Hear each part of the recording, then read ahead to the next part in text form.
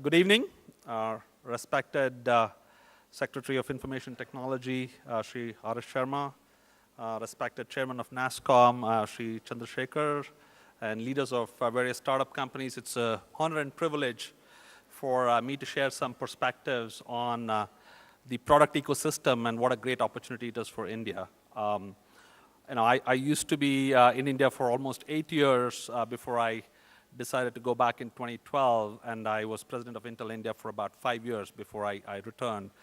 And it was very clear in terms of the talent, the passion, and of course we have Sri Chandrasekhar. I got a chance to interact with him on a few occasions. The kind of passion that's brought to these kind of opportunities and what needs to be done for the future of Indian business success is just amazing.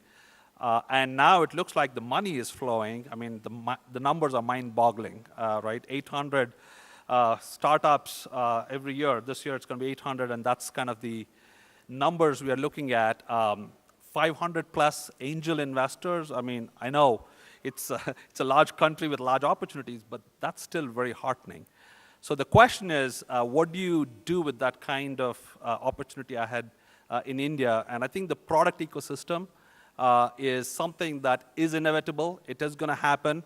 The global success is going to depend on who's going to move first in the product ecosystem and how they're going to lead.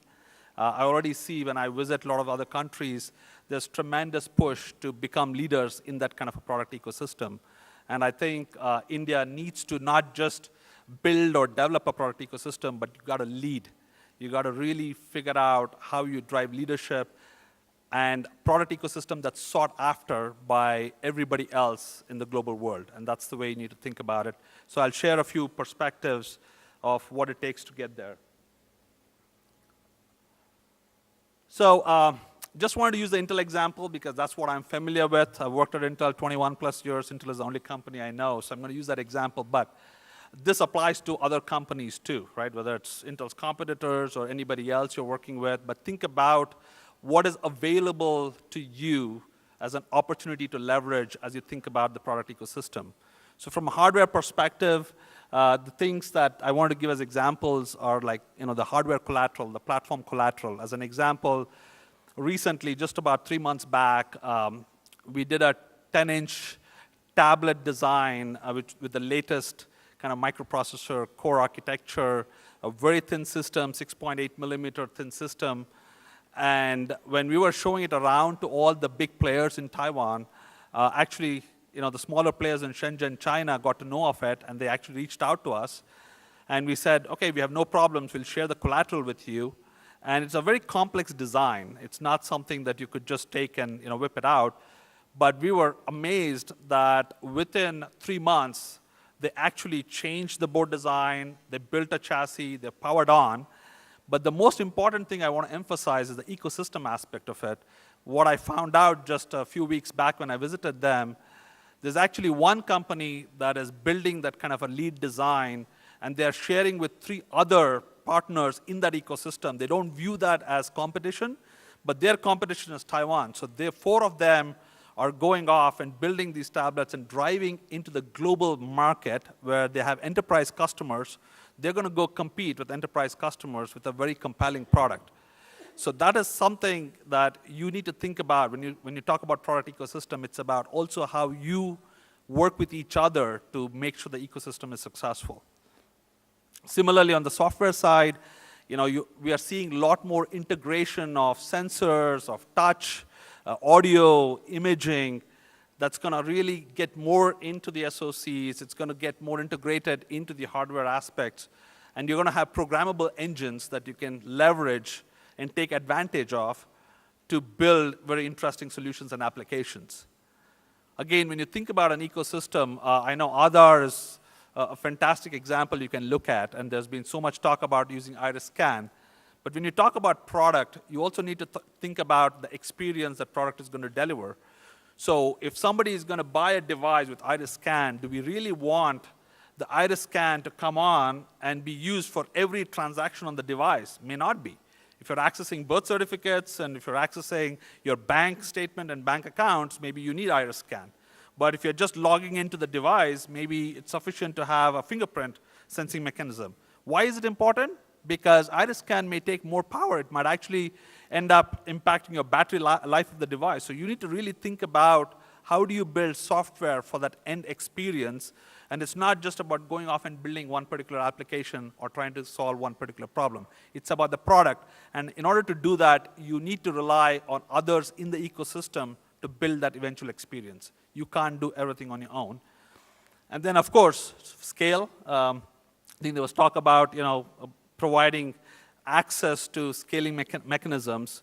This is one of the things that I feel a lot of ecosystems don't leverage what is available, right? For example, in Intel case, it's not just equity investment. We've been providing NRE for very interesting, innovative technology that we can actually fund and enable that product to be successful. And again, as an example, I've been searching for the last 2 years for interesting companies in speech recognition that we can actually enable and fund in India, and actually it's been very hard. The government has provided very interesting, foundational elements of recognizing languages. You can actually tap into some of that database that the government has provided, but eventual applications and technology that we can go and fund and enable that product is still a shortcoming, and that's something that you have to think about. How do you use that? And it's not just equity investment, it's also NRE. And the other big thing is we can match make, right? Players like us, we can bring opportunities for you, we can show you where other partnerships can materialize, so you need to really tap into that. And all these together is what actually delivers that innovative product, the desired products, the global market desiring for the product ecosystem that is in India. So you got to think about it holistically, and this can't be done by just one company.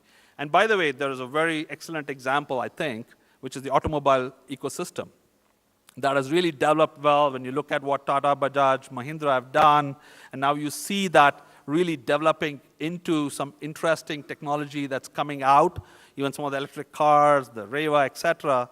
You can see that ecosystem is really, started getting entrenched, and it takes multiple players for building that kind of an ecosystem, and that's the way you need to think about the product ecosystem. So in order to lead in an ecosystem, this is one of the significant changes that you have to think about. You start with experience. You have to think about what are the consumers, what are the users doing.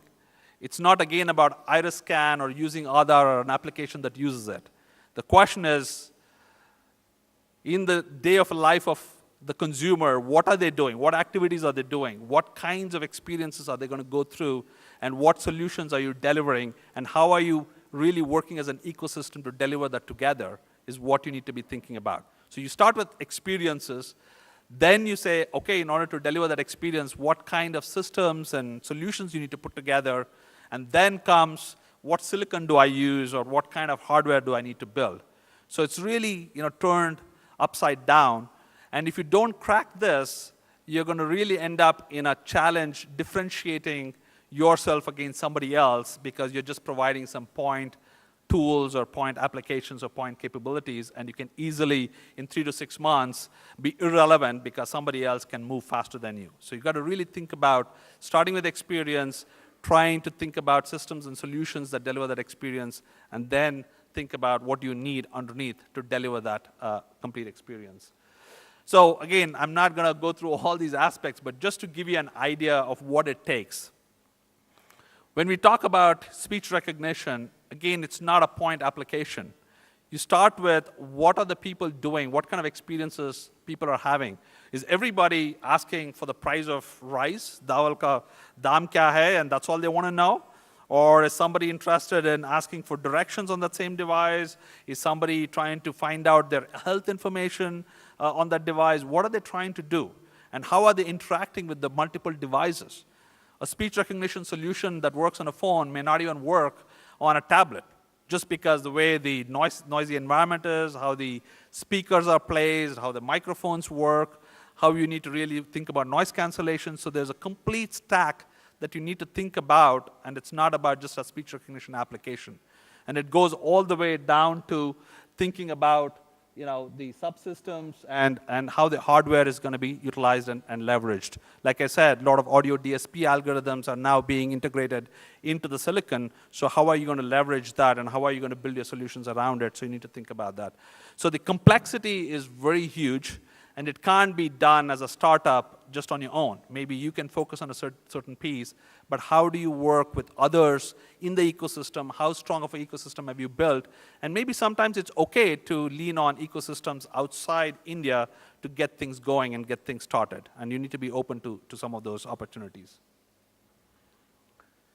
So from a product ecosystem and what you can do to lead, the complexity of these kind of experiences and solutions are only getting worse. More and more devices are being used by people. More and more usages are appearing in terms of how consumers are using it. And it is a great opportunity for India to lead, to really not just build or develop a product ecosystem, but truly lead.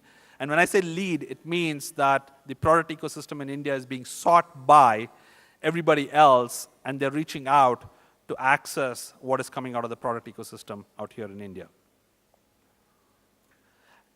And then I want to kind of leave you with a few examples of some of the areas where there are some interesting opportunities. When you look at just the display, and I know touch has kind of really had an impact, but when you look forward, there's a whole aspect of foldable displays, right, that's being looked at. What does that mean? What kind of solutions are possible?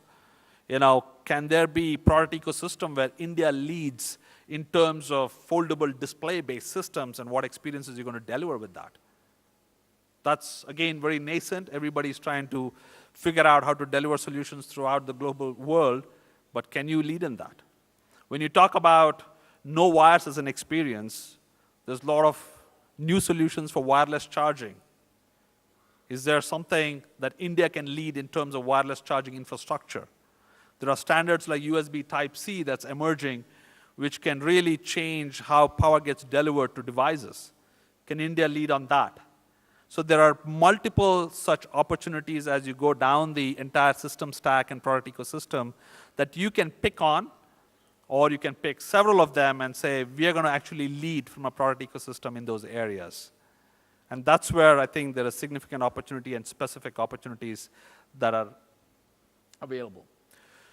So in closing, again, I think the opportunity to lead in terms of a product ecosystem is very high. So please don't think about just building or developing.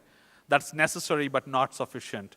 You got to set your bar high in terms of leading and being leaders in the product ecosystem space. And for that, you have to lead with experience. Think about what users are doing, what consumers are doing.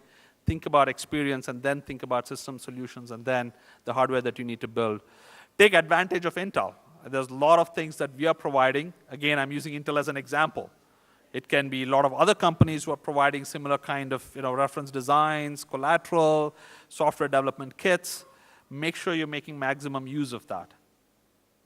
And finally, make sure that you are strongly focused on an ecosystem. It's not about specific applications or specific products, but are you really building a strong ecosystem that everybody desires in the world and everybody is seeking out the India ecosystem for that?